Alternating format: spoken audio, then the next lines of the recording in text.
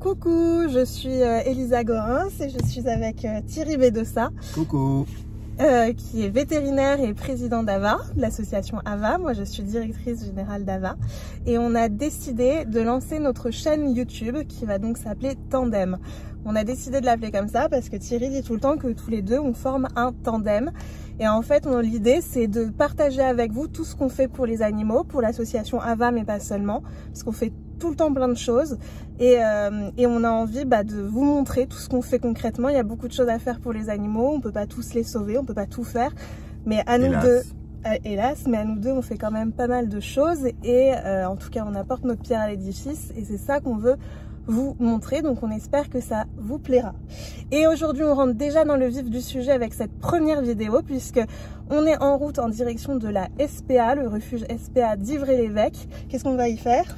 Donc on est parti de la ferme refuge AVA très tôt ce matin et on va au refuge SPA dont tu es administratrice, je rappelle, tu es administratrice de la SPA. On va au refuge SPA d'Ivry-l'Évêque pour effectuer des diagnostics ethniques et des évaluations comportementales. Qu'est-ce que c'est les diagnostics ethniques et les évaluations comportementales? C'est tout simplement une référence aux deux lois sur les chiens dangereux qui existent en France. L'arrêté du 27 avril 99 qui établit les types de chiens susceptibles d'être dangereux. En gros, les pitbulls, les rottweilers, les boer bulls, et puis la loi de juin 2008 sur la protection des personnes et la prévention des accidents de morsure. Aujourd'hui, il y a dans les refuges de France plusieurs milliers de chiens, ce n'est pas anodin, c'est plusieurs milliers de vies d'individus qui sont probablement trop dangereux dans un trop grand nombre de contextes. Et ces chiens-là, si on veut éviter de les assassiner, de les mettre à mort, de les euthanasier, il faut évaluer la meilleure manière de les héberger au quotidien pour, se donner le maximum d'assurance qu'ils ne blessent pas gravement les humains qui s'occupent d'eux, leurs soigneurs, leurs soigneuses, mais en même temps, pendant environ 159 c'est vraiment grave de les mettre à mort si on les juge dangereux. Donc, par exemple, un exemple vraiment bête, quand les chiens vivent en collectivité, une personne qu'ils ne connaissent pas, en général, elle va déclencher chez eux de la peur, de l'anxiété, de l'irritation. Le chien va vocaliser, va éventuellement menacer. Alors que ce même toutou, avec les soigneuses, les soigneurs qui s'occupent de lui au quotidien, qui lui apportent à manger, il va être adorable. Ça, c'est des vrais éléments de dangerosité contextuelle qu'il faut savoir apprécier. Et si on n'est pas tout le temps dans les refuges, qu'on n'a pas une grosse expérience de la vie des chiens en collectivité, hélas, on risque de passer à côté de ces éléments de dangerosité ou d'absence de dangerosité dans certains contextes. Et ce qu'il faut savoir également, c'est que la diagnose et l'évaluation comportementale, ça peut aussi sauver des vies. C'est important de le souligner. Bien sûr que ça peut sauver des vies. Et en quoi? Par exemple, hier, grâce à la collaboration qu'on a développée avec une avocate, on a réussi à sauver la vie d'un bosseron qui a déjà commis à 3 reprises des morsures sévères parce qu'il divaguait sur la voie publique. Et en proposant de l'héberger à AVA, on a réussi à obtenir du président du tribunal administratif l'assurance qu'il ne serait pas euthanasié.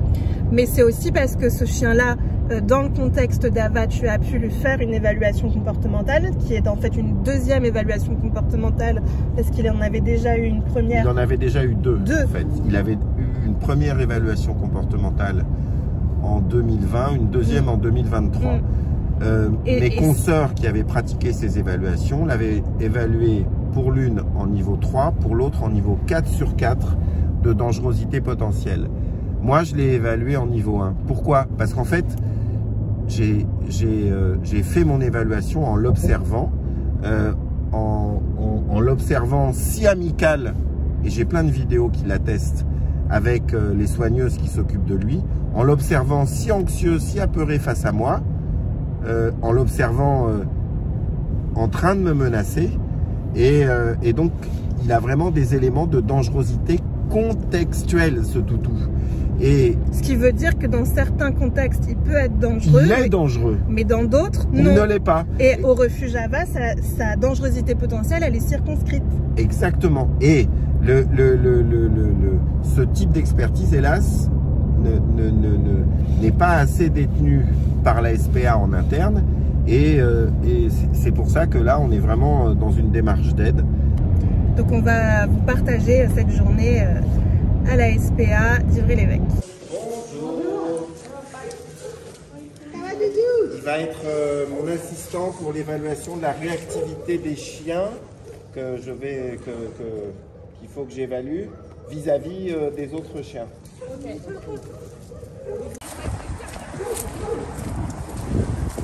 Alors lui, il a déjà agressé d'autres chiens?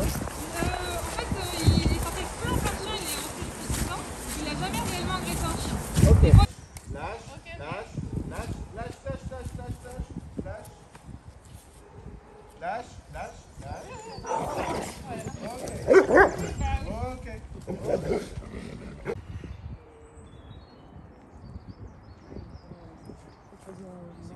Ah non, mais ils les ont déjà vus il y a longtemps. D'accord.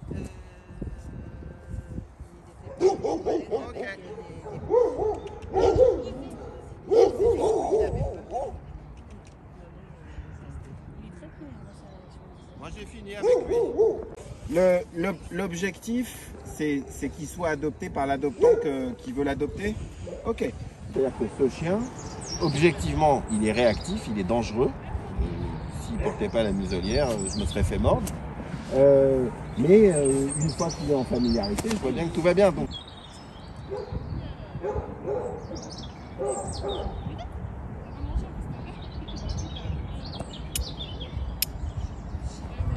Ok, bravo. Merci beaucoup.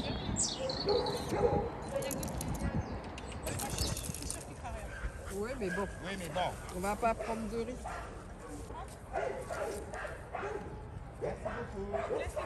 Ce chien-là, pour le moment, il recherche pas le contact. Donc, la dernière erreur à faire, c'est d'aller au contact. Ok? Donc, c'est pareil. Sur la base de mes observations, vous avez noté qu'il est beaucoup moins réactif que le Gouzi. Alors, vous voyez, hein, il est beaucoup moins réactif que Gouzi. Donc, dans le contexte de ce que moi j'ai observé, c'est-à-dire qu'il est muselé, ok? Moi, je le mets en 1 sur 4, mais pour peu qu'il soit muselé en toutes circonstances, en extérieur. Et après, ça va être marqué sur la conclusion, puisque vous me l'avez relaté, ce chien, moi j'ai observé que ce chien ne recherchait pas le contact. Et en l'absence d'état de familiarité, oui, il ne recherche pas le contact. Donc,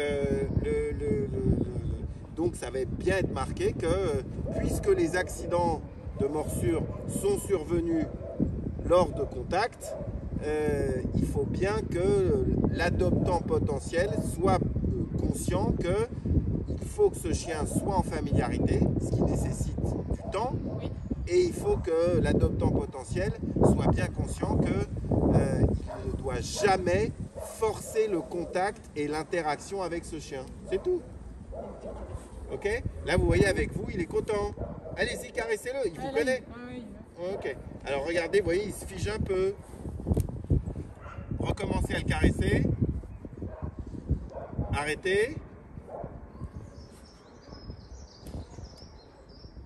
c'est vrai que quand on le touche, ça a l'air de le stresser, mais peut-être qu'il a été battu, ce chien, c'est toujours la même chose. Peut-être qu'il a été contraint, donc...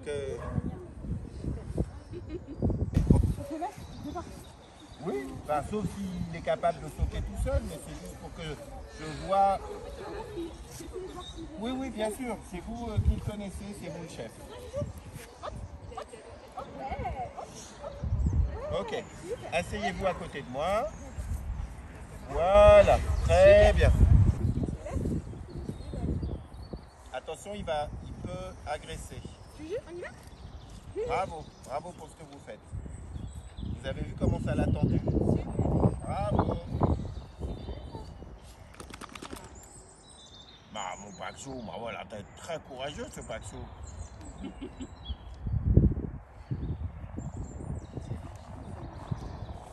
Ouais, il est très zen. Hein.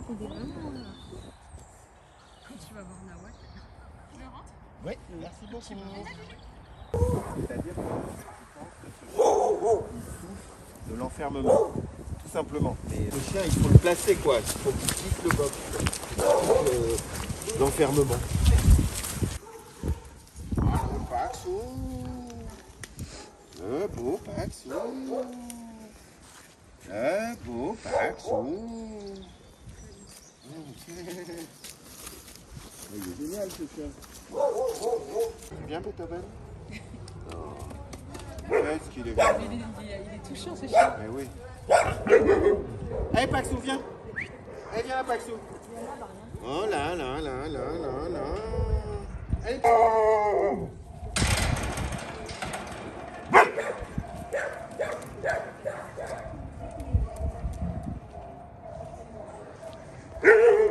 Regarde Elisa, il lève les poils. Il hérisse les poils.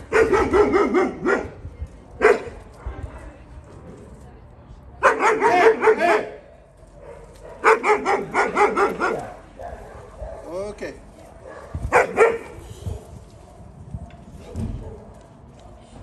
Elle ne vocalise pas. Donnez-lui un peu de l'aide Voilà, merci.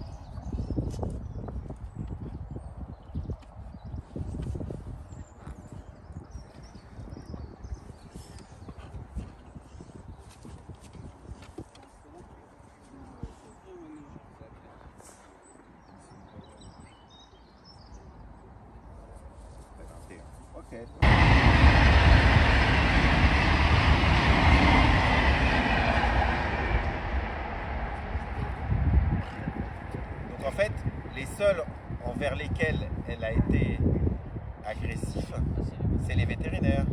Et si, nous aussi, quand on a essayé de faire un acte veto. Et l'entraîneuse qui l'entraîne au medical training, est-ce qu'elle vous dit si elle pense que ça va aller mieux? Alors, elle a stagné. Elle a travaillé 1 an avec elle. Elle a eu des bons résultats au départ. Elle arrive à simuler le crayon dans l'oreille. Enfin, ok. Mais le problème, c'est 2 problèmes différents. Là, a priori, moi, ok, elle est réactive chien. Donc ce sera marqué sur la conclusion, réactif congénère. Donc les audios, ce sera marqué, puisqu'il y a les antécédents que vous m'avez décrits, port de la muselière en toutes circonstances. À partir du moment où le veto il est là, il délègue quelque chose, c'est tout.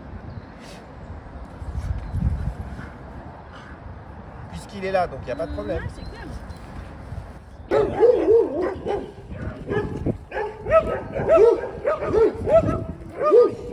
désolé.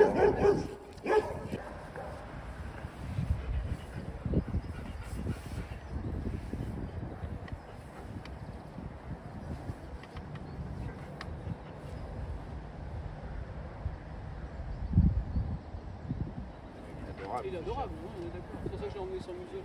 Oui. Voilà, nous, on le sort le soir quand il y a moins de monde. On vient tout juste de quitter le refuge SPA d'Ivry-l'Évêque, où Thierry a fait les évaluations et les diagnoses et les consultations de comportement de 8 chiens. Bah, c'était intéressant, c'était varié. Moi, je suis très touchée par l'investissement des personnels des refuges qu'on a vus, parce qu'elles cherchent vraiment à trouver une solution, la meilleure solution pour ces chiens, plutôt que de céder à la facilité.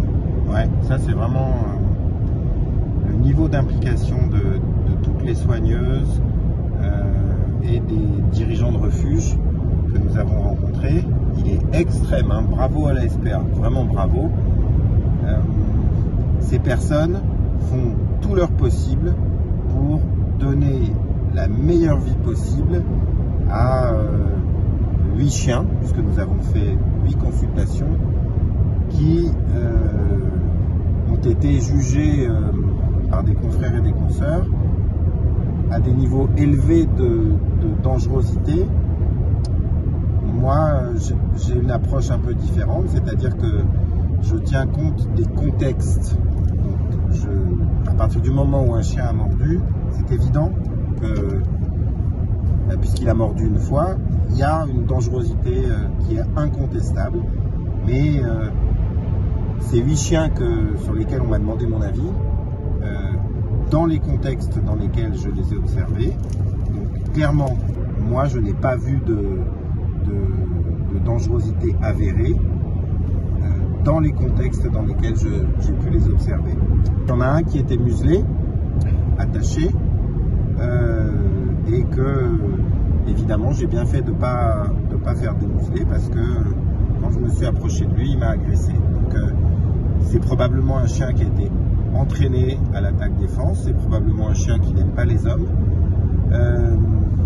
c'est probablement pour d'autres raisons, mais en tout cas, ces 8 chiens sur lesquels on a été consulté et sur lesquels j'engage ma responsabilité, je pense qu'ils méritent tous d'être adoptés par un foyer qui a de l'expérience, un foyer qui est conscient que ces chiens ont une dangerosité avérée dans certains contextes, et donc un foyer responsable qui va se donner les moyens, parce qu'il est connaissant, parce qu'il est responsable, de prévenir tout nouvel accident de morsure. Et moi, je voudrais dire que vraiment, sincèrement, je suis très admirative de ton travail et de ton approche surtout, parce que en fait, toi, tu contrains jamais les animaux. Là, tu as fait toutes tes observations en extérieur, dans des environnements où les chiens n'étaient pas stressés. Au début, quand on est arrivé, on nous a amenés dans une salle de consultation finalement, et en fait, c'est beaucoup mieux de faire ces observations en extérieur, dans un environnement non anxiogène. Ça change tout. Et je me dis, il y a tellement de vétérinaires qui, finalement, rien que le contexte n'est pas favorable aux chiens, bah forcément que l'évaluation sera pas bonne, mais l'environnement, en fait, ça change tout. C'est pour cela, merci Elisa d'être consciente de tout ça, c'est pour cela que quand j'avais été chargé de mission aux côtés d'un autre confrère, le docteur Claude Beata, par le ministère de l'Agriculture et par le ministère de l'Intérieur, pour qu'on effectue, lui et moi, le protocole une proposition pour le protocole de l'évaluation comportementale. Donc c'était avant le vote de la loi de juin 2008 sur la protection des personnes et la prévention des accidents de morsure. Donc c'est une vraie problématique de protection des populations. Moi j'avais proposé, mais hélas ce n'est pas ce qui a été retenu, j'avais proposé que les évaluations soient bien évidemment faites non seulement par les vétérinaires qui acceptaient d'engager leurs responsabilités dans leur clinique et leur cabinet, mais également dans d'autres contextes d'observation par d'autres sachants, les professionnels du comportement, qu'il s'agisse des éducateurs canins professionnels, qu'il s'agisse des 1200 clubs dans lesquels il y a de l'éducation des chiens et il y a des disciplines canines, ces clubs étant affiliés à la Société Centrale Canine. Et cela aurait permis que les chiens soient observés dans des contextes différents. Il n'est pas question de nier leur dangerosité potentielle dans certains contextes. À partir du moment où ils ont déjà produit des accidents de morsure, il y a un risque, il est incontestable. Mais la problématique, le cœur de la problématique, c'est de contextualiser les environnements dans lesquels ces chiens sont dangereux. Alors moi j'aimerais conclure cette vidéo en saluant le travail exceptionnel de Pax, ton plus fidèle assistant, qui est ton chien, qui est un Presa Canario et qui a vraiment été exceptionnel aujourd'hui. Tu peux nous expliquer pourquoi tu l'as amené et pourquoi il est si fatigué au bout de 3 heures d'évaluation à tes côtés? Alors moi je suis un vétérinaire, je suis un comportementaliste, mais je suis avant tout un homme de chien. Moi je pense que les vétérinaires devraient être aussi, quand ils sont comportementalistes pour les chiens, ils devraient aussi être hommes de chien. Ça veut dire, être homme de chien, ça veut dire vivre avec un chien, parce que en fait un chien, il va toujours mieux comprendre les intentions du chien qui sont face à lui, surtout si toute sa vie durant, ce chien, il vit avec des congénères et il se retrouve dans des situations où il est éventuellement challengé par un autre chien qui a l'intention de l'agresser. Et donc c'est fondamental. Si on n'est qu'un humain, hélas, ben, même si on a de l'expérience, c'est très bien. Plus on a de l'expérience, plus on est capable de faire des inférences, d'imaginer ce qui va se passer dans la tête du chien ou d'imaginer quels sont les états mentaux du chien et donc de comprendre dans quel contexte il est dangereux. Mais il faut être humble, nous ne sommes pas des chiens, notre histoire évolutive elle est complètement différente de l'espèce canine. Donc celui qui est le mieux à même d'anticiper les comportements d'un chien, c'est évidemment un vétérinaire expérimenté, c'est évidemment un professionnel du chien expérimenté, mais c'est aussi un chien qui a plein d'expériences d'interaction avec les autres chiens. Et c'est vraiment ce que moi j'aurais souhaité laisser comme héritage à l'école vétérinaire d'Alfort, c'était que les vétérinaires comportementalistes soient des hommes et des femmes de chiens et sachent parfaitement entraîner les chiens. Hélas, là-dessus, j'ai pas été suivi. Ce que tu veux dire en fait en résumé, c'est que Pax, il t'aide aussi à lire le comportement des chiens. C'est un indicateur en fait, il te donne des indications. Il me donne des indications et il peut bien souvent me permettre de ne pas me faire agresser. Parce qu'il va deviner bien avant moi quelles sont les intentions du chien. Et il y a des chiens qui sont réactifs seulement vis-à-vis des humains, il y a des chiens qui sont réactifs seulement vis-à-vis des autres chiens, il y a des chiens qui sont réactifs et dangereux autant vis-à-vis des autres chiens que vis-à-vis des humains, et dans un certain nombre de contextes, mais pas dans d'autres. Donc on travaille toujours mieux quand on travaille avec un ou plusieurs chiens qui sont très entraînés à côtoyer les autres chiens. Pourquoi est-ce que c'est si fatigant pour le chien? Parce qu'en fait, le chien, quand il se retrouve dans ce type de situation, l'Apax, il a travaillé pendant 4 heures d'affilée. En fait, ça c'est des études scientifiques qui ont été entreprises. Le chien, il est très concentré et donc il va ventiler moins, il va moins thermoréguler sa température interne. L'organe qui est le plus vulnérable à l'augmentation de la température, c'est le cerveau. Et en fait, son cerveau, au chien, il va se fatiguer beaucoup plus vite. Et c'est quelque chose d'extrêmement éprouvant. Donc ce soir, Pax, il aura une bonne gamelle et il va dormir contre moi sur mon lit parce que je suis reconnaissant à Pax de m'avoir si bien aidé dans mon travail d'évaluation de la dangerosité potentielle de ces 8 toutous que nous avons examinés. D'ailleurs, il est là, Pax. Paxou, bravo. Bon, Paxou. Bravo pour ton travail, Paxou. Il est naze. Merci d'avoir suivi cette vidéo. Chaque jour, nous faisons des actions pour les animaux. Demain, sans trop vous en dire, on va sauver un chien du Liban et on vous racontera ça. On vous remercie pour le visionnage de cette vidéo. Si vous l'avez aimé, n'hésitez pas à la liker, à vous abonner, à commenter, à nous dire également ce que vous attendez de voir sur cette chaîne. Et à très bientôt!